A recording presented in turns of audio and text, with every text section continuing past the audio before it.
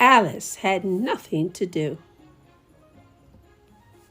Her sister was reading. It was hot, and she was sleepy. Suddenly, a white rabbit ran by. "Oh dear, I shall be late," it said.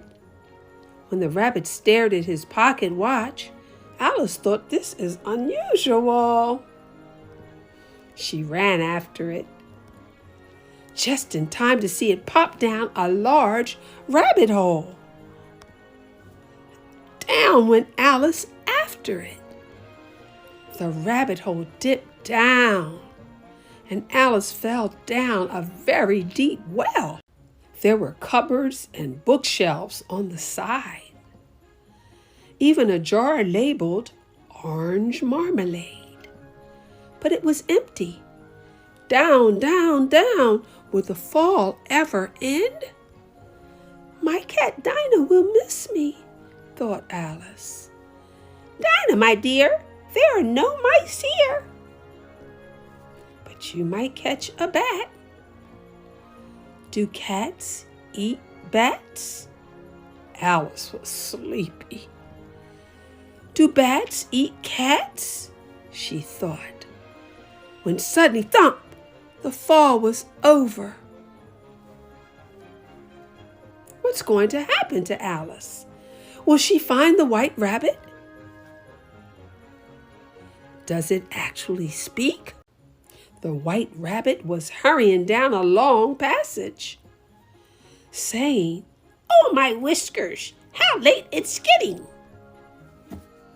Alice, not hurt a bit from her fall, rushed after it.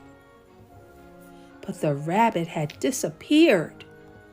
She was in a long, low hall with doors all around, and all of them locked. Then she saw a tiny golden key on a little glass table. The door it opened led to a lovely garden, but it was only 15 inches high.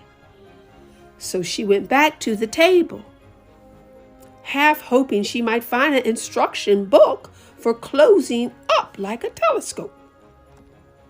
Instead, she saw a little bottle that said, "Drink me," on its label. The bottle was not marked poison, so Alice tasted it. It tasted like cherry tart, custard, pineapple, roast turkey, toffee, and hot buttered toast. Yummy! "What a curious feeling," said Alice. "I must be shutting up like a telescope." And so it was indeed. She was now only 10 inches high. What do you think happened next? Let's find out.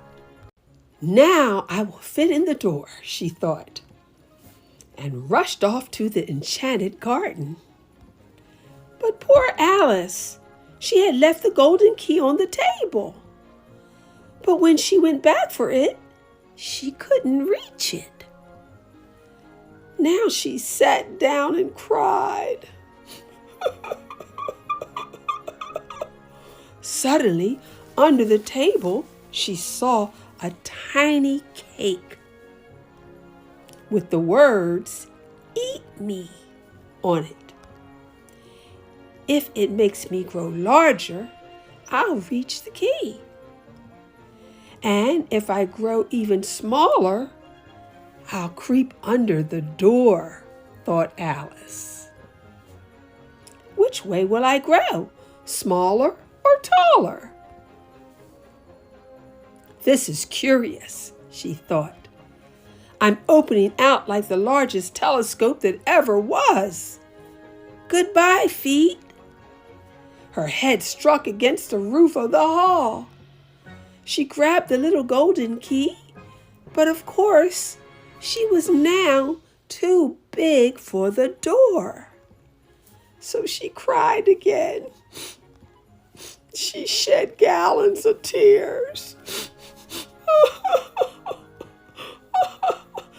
until there was a large pool all around her, reaching half down the hall. What will happen to Alice? Will she drown in her own tears? What did she do? She swam. She was a strong little girl and a great swimmer. But even when she reached the shore, she wasn't sure. Where to? The enchanted garden was far away now, and Alice was still so small. What should she do? So she ate and drank some more. She grew and then shrank some more. Some more. She met a caterpillar and a mouse. She met a hatter. He was a bit mad. It was all so strange.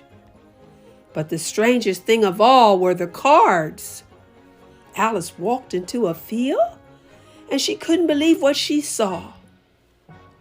Cards, 7, 5, and 2 of spades were painting huge white roses red. "What are you doing?" she asked. And they answered all at once. "The queen has said if they're not red, she will shout, 'Off with our heads!'" Ooh, scary. Would you like to meet the queen? Let's read on. Alice was afraid of the scary queen. But when the king and a queen of hearts came by, she was curious and followed them right into a courthouse.